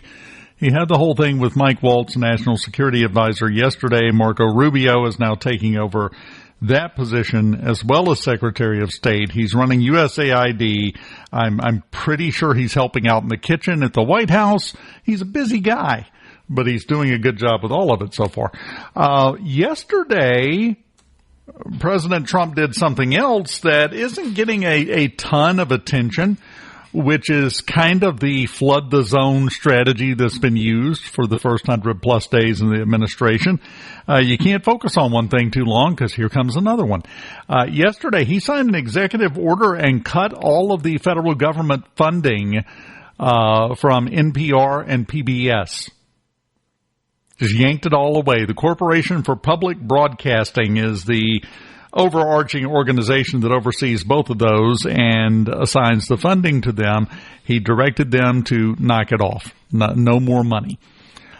Which means we're going to see Elmo panhandling at some point. Well, there was I think it was on this day, on Wednesday, maybe it was, Mr. Rogers pushed and was very instrumental in getting PBS federal funding, and so now they're reversing course now. After, is that what you're saying, that PBS and others will receive less of their money?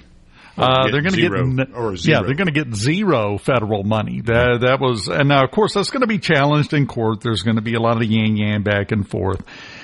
The question I have here is first and foremost, why would after 60 years, have they not figured out that you might need to sell some advertisements to break even on this thing? Or is this just the taxpayer's job to give you money all the time? I'm not entirely sure. I think they may be prohibited from selling advertisements. Yeah, that's what I'm saying. But at some point, you should be able to function. It's kind of like the post office. If you're given no competition and the government gives you all the money you need and you still can't make it work, at what point do we need to kind of look at this and say, hey, thanks and greatly appreciate the great work you do, but this function is not working very well. We need to get a better set of circumstances to operate within, maybe. So do you think PBS comes back as another type of entity? But what you're saying is then they would have to compete on quality? Sure, yeah. It wouldn't just be a voice box for whatever has been hired over there that can never be fired. That's the thing that people, as usual, are trying to twist this around and make it about Sesame Street. I made the joke about Elmo panhandling. That's not the problem, really. It's really not. But when you look at it, when I was a kid, I watched Sesame Street when I was a kid, and The Electric Company. That was another good show. Good stuff. Had Morgan Freeman on it. Yeah, exactly. I played that. I love playing the Electric Company song here and there. Yeah, he was easy reader on there. You get the 1, 2, 3, 4, 5, 6, 7, 8. Watch that growing up.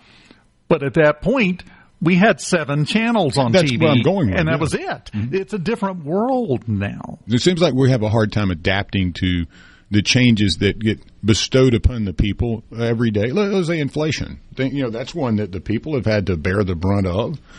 Government doesn't seem to bother them, though, because all they got to do is get that towel and tighten it a little, get a little bit more out of you. So I think we're getting to that point, though, in my opinion, where things like PBS and hey, I'm glad that they exist, but can we put it in a model in which maybe it's not just usurping taxpayer dollars for a slanted opinion?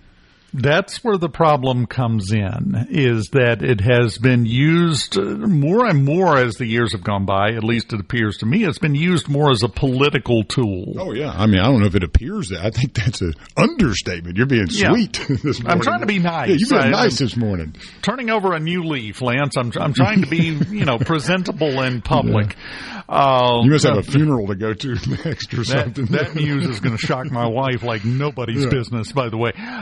But something has to change. Yeah. And just as well as I do, the only way to get any substantive lasting change is to blow it up and rebuild. And defund it. Yeah, and that's what he signed yesterday, to take away the funding from that, and we'll see where it goes from here. I don't know that it'll ever completely go away, but at the same time, it's going to have to change. Now, I say that we have commercial operations looking at you, MSNBC, who are extremely slanted and yet somehow still managing to stay afloat. So, because you got to remember, President Trump won a majority of everything, won all 7 swing states, won the whole shooting match. But still, just below 50% of America agree with that other side. So there's still a market there. Yeah. They just lost because there weren't as many of them.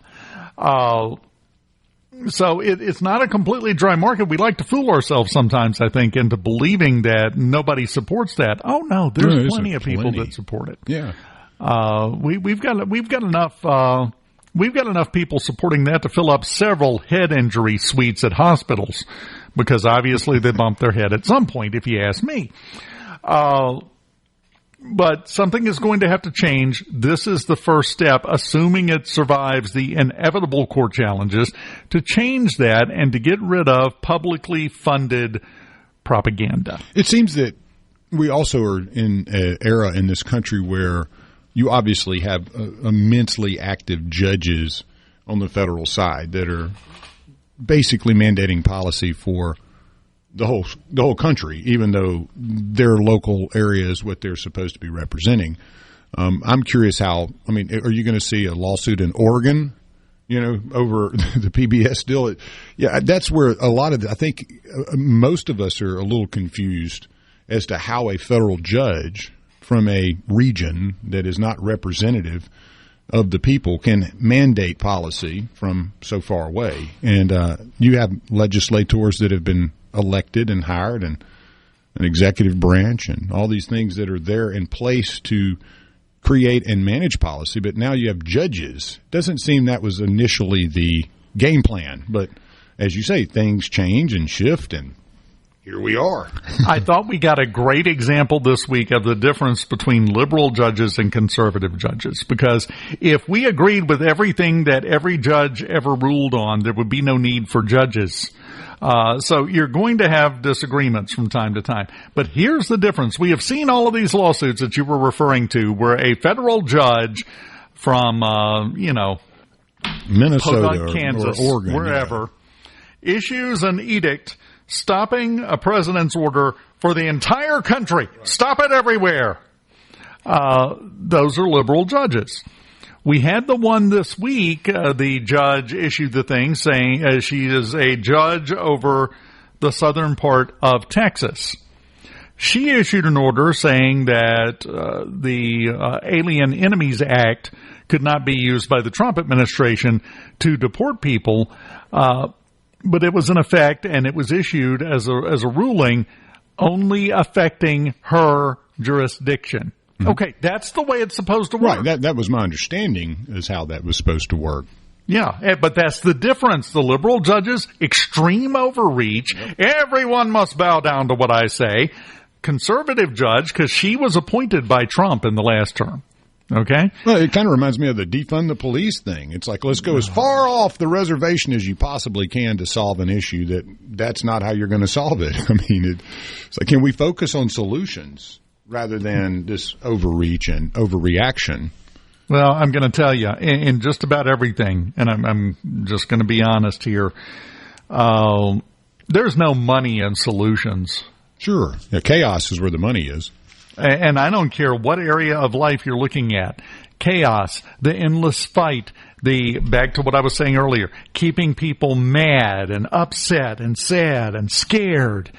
That's how you make your money. Look at the markets this week after China has, we've negotiated better with China. But you wonder why China is a little more soft now, potentially. Well, look at what the deal Trump made with Ukraine, where those minerals that we need so many and so much of to do all the battery making and all that, where we were getting them from China predominantly. Now, it's funny that China kind of knew that we were going to be striking a deal, and old Trump may have a, rabbit up in his hat somewhere, but it's you don't hear that though. You only get the one side of that story a lot of times, and that is tariffs. They're bad. All this, everything's terrible. But yet, everything is bad everywhere all the time. But I'm not seeing that. Just find a liberal and ask them; they will explain. Yeah, I'm not seeing it though. I mean, the markets have recovered a bit. Trump has made headway with trade deals. Ukraine has capitulated to the minerals deal. Things are moving in the right direction. Border crossings are down, crime, those things. I mean, things are looking up, but yet that's not what you're hearing. And that's sad because we're better than that. You would think so, but I'm sorry. I have noticed a lot of people on both sides, especially our side, spend all of their time screaming about the horrible, horrible tragedies and how awful everything is. Yep. Even now. It's not productive. If you find me a panic person that's making good decisions, grab another cup of coffee and start your day right. Mornings with Richard Cross here on SuperTalk Mississippi. I was 3 days short of pulling out of Kingsport. I was headed down to Houston town. Had a guitar pack and a burlap sack, or exploiting my country sound. I bypassed Jackson, bypassed Memphis. By the time I got to Arkansas, I sold my car and that black guitar for anything cool and tall. Welcome back. Beautiful Friday morning here in Mississippi. Hope you are enjoying it and having a great time. And I hope you've had a biscuit. Hey, you start with the small goals and you build from there. Well, that's the breakfast of champions, just a biscuit. Give me a old cat head biscuit, whatever you like putting on it. But, yeah, I was about to say, I still haven't weighed in on that conversation you and Richard had yesterday. It was mostly about the fair. He was blown away that they give away biscuits with molasses. I was like, man, we need to get you out more often. Yeah. Come on down. I will say this, though, for my preference, either syrup or honey. Yeah, both are good. And then the chocolate gravy, too, that we had so many people chiming in on Mama's or Mama's or their wife's chocolate gravy, the good old water and butter and sugar and cocoa mixed in a pan until it turns out right. Oh, yeah. Big deal, and I think people don't realize how big it is. Governor Reeves yesterday announced, had the big gathering of people, and announced Mississippi's Power Play initiative, which is all about generating energy. I don't think people realize how big that is going to be in the next 10 to 20 years. And the fact that we're getting a little bit ahead of it is a great thing, because we're kind of maxed out right now. I don't know if you saw earlier in the week, they had the blackout in Europe. Spain, France, Portugal, parts of France and Portugal went dark for most of the day. And those are first world countries. They have just about tracked it down. What happened was they have been pushing super hard for renewable sources of energy. not bad in and of themselves, right, but you can't rely 100% on them. As a result, they had a power fluctuation, and it crashed the entire power generation system for 3 countries because they shut down a lot of their coal-fired plants. They shut down, they actually imploded the cooling towers and destroyed their nuclear facilities. Good ideas there. Yeah, you invested billions of dollars into that. Now let's just blow it up. So, as a result, they had a frequency violation. I'm not going to get too far into the technical weeds here, but they had a frequency violation that caused a surge in the system that caused a whole bunch of circuit breakers to trip, and basically everything shut down, and they had to start it up from scratch, but they had to have power to do it. And that's where it would have been nice to have something non-renewable to get it back up and running. You need a diversified energy grid, yeah. Yeah, power is hugely important, and we need more of it every single day. We've got the Amazon data center coming to Mississippi, a lot of things coming to Mississippi. So that entire thing yesterday, the meeting, the announcement from the governor, that was a very forward-thinking, forward-looking idea and plan that they're putting into place. And I love to see it, and I just wanted to brag. I like to brag when I see good things happen. And to me, that is a good thing. Yes, it is. You got to plan for the future. You can't have the opportunity to do that now and then 10 years from now going, whoops, we just didn't do it. We made mistakes. We knew better, but we were just kind of playing with fire. One thing I will say, as we were bragging on Reeves yesterday, is that he seems very prepared, has a game plan, and he's done a great job of executing that. And whatever you believe on this, that, and the other, Tate Reeves has done a remarkable job assembling and continuing the successes of previous governors, compounding on those, and continuously renewing the team of people that are the talent that he depends so dramatically and so much on to get this stuff done. But you got to have the power. So that's what you're seeing. You're seeing a bigger plan. And the reason Mississippi has found itself in number 2 as far as GDP growth is because you have a plan. You're not going to grow if you do it willy-nilly and piecemeal. You're not going to grow at your potential if you don't have a master plan. I work with Buddy Slowick on Saturdays, and as a guy that can tell you, build it. If you're going to build something, put it down on paper first. Yes. Revise it, get it right. Then when you go to implement that, it's just a matter of having the tools and the right stuff in place to get it together. And I think we're seeing that out of our administration on the executive side. We just need to get a couple more things done legislatively and get that budget balanced. But I think I've seen an amazing job from Tate Reeves over his tenure, and looking forward to the successes as we continue to move forward. Yes, and the point I want to make here is this is a good thing. I have no loose threads to pick at on this. It's well done. It's well planned. It's being well executed, and it is preparing for the challenges of the future instead of continuing to fight the battles and the wars of 20 years ago and further. Yeah. And that's where you have to look. That's where your attention should be, is toward the future. What am I going to need? Well, I better go ahead and get that now. Power, energy, electricity. Got to have that if we want to continue growth in the state of Mississippi. So, got to brag. Not saying I agree with the governor on everything. Yeah. I've been pretty honest about that over the years here on Super Talk. But when you get it right, you get it right, and Governor Reeves is getting it right on this, yes, if you ask me. Yes, sir. Hey, 1,000,000%. One thing on another tangent I wanted to throw out there is the big, $14-15 million win for Trump from ABC on the lawsuit, where he'll have a nice little contribution to the presidential library, and that will come courtesy of ABC and George Stephanopoulos and the libel suit that Trump has won. So as we circle back to the mainstream media being worthless, this was a 2024 $15 million. I mean, they're worth something, right? I mean, goodness, wonder who's paying for that. Which advertiser is going to be footing the bill for those things? But again, that's what we were really referring to earlier about information. Is, I mean, this is mainstream media getting sued and lost by the sitting president for slandering his name during a presidential election. Now, the judgment comes in May?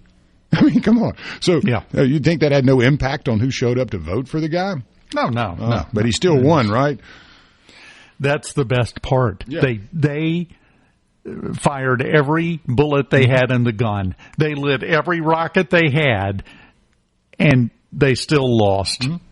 It's a little bit humbling for them, and that's why they're in such disarray. They have no idea what to do now. There you go. That's it. That's why you're seeing it's a grabbing for straws. And I'll put it like this, and again, this is coming from a liberal outlet, CNN. I don't know if you saw this. They did their own polling and said and they asked a question in terms of the job done in the first 100 days. President Trump, 45% said he was doing a good job. In a hypothetical, if it had been Kamala Harris instead, the people CNN polled, 44% said she would have been doing a good job. He's still beating her, and it's over. Yeah.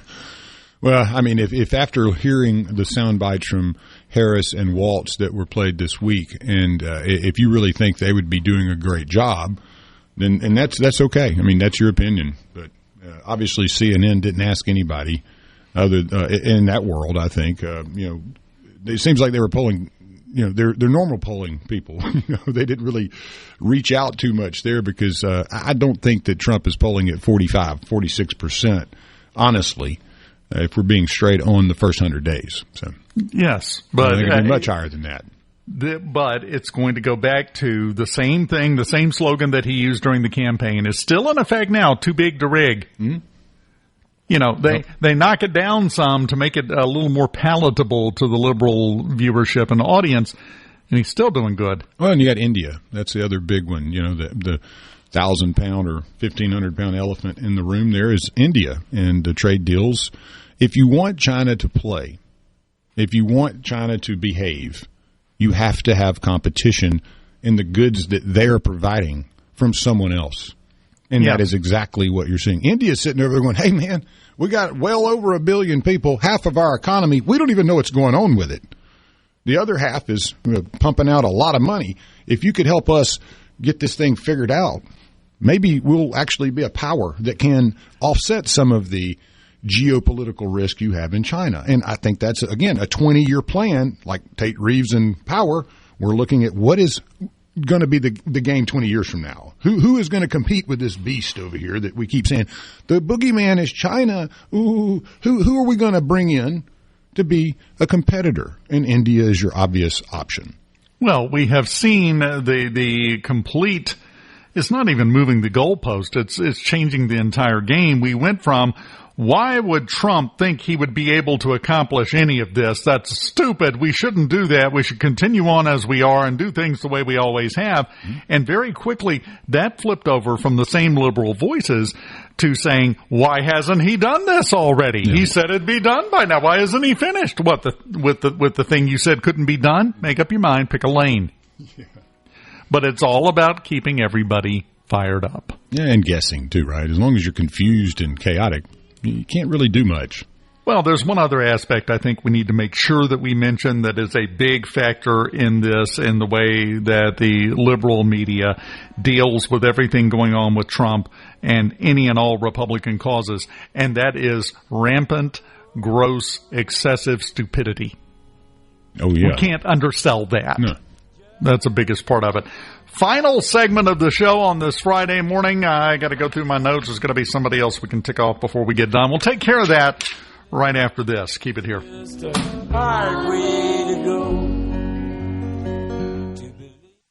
the Venable. Take a deep dive into the news and debates driving the day. All on your ride to work.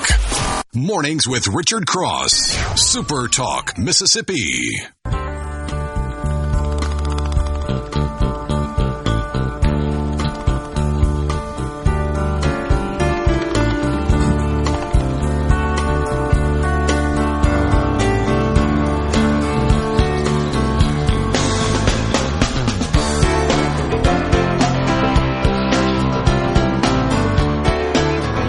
Welcome back.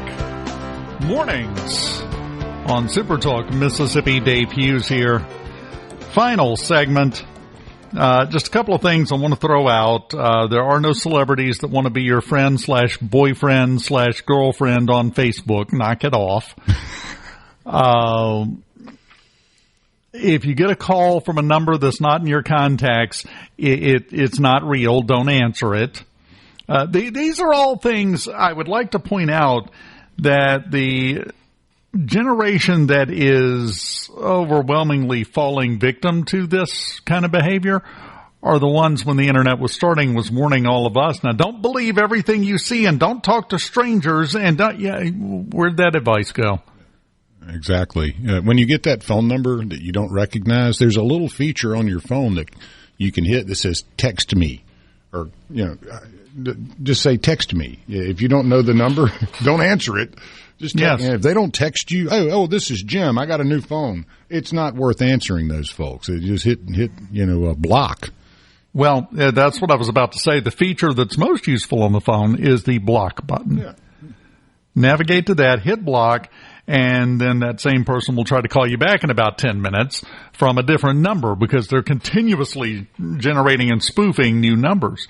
I don't know if you've noticed this on any spam calls you may get. There is a tell that you can go by. You answer, and there's about a second and a half, 2 seconds of silence, and then you hear some little computerized little bloop noise, and then they start talking. That's because they're not sitting there actually dialing all these numbers. They have a computer dialing all these numbers, and when they get a live one, they forward it over to their apartment where they're sitting. And yes. And they try to take your money. Probably in Delhi. Yeah. And, the kids are screaming in the background while they say they're from, my favorite one so far that I had fun with, called up and said that they were from the state medical center. Mm-hmm. Completely derailed him. I've done several different methods with those kind of calls. One of them, I started asking for advice about my knee pain. They didn't know what to do with that. But this one called and said, I'm with the state medical center, and I see here on my records you're having pain in your lower back. Well, it's the most common pain, so, shooting fish in a barrel. I said, let me ask you a question. You said you're from the state medical center, and he said, yes. I said, which state? And then he cussed me out and hung up. You need to get better at your job, man. Come on. Yeah, that was not a hard question. Simple question. State medical center. Which state? Yeah. Oh, my God. This guy's too difficult. Yes. Well, I'm not going to get anywhere with this jerk. We were trained in finance with objection theory. When somebody says, well, I'm this, that, and the other, and I don't like this and that. You'd always have a way you could, turn that objection around. You're trained to do that. And those folks, some of them are really good at it. Apparently this one was terrible. He didn't know how to take that and parlay it, did he? No. He had freaked zero. Out. Okay, fun story here, because this is the kind of person I am. Years ago, and I'm talking like early 90s, I saw this offer and said, you know what, I'm going to try that. That'll be interesting, just to go through the training. I never actually did it, but I went through the training to be a telephone psychic. Oh, yeah. You and Cleo, huh?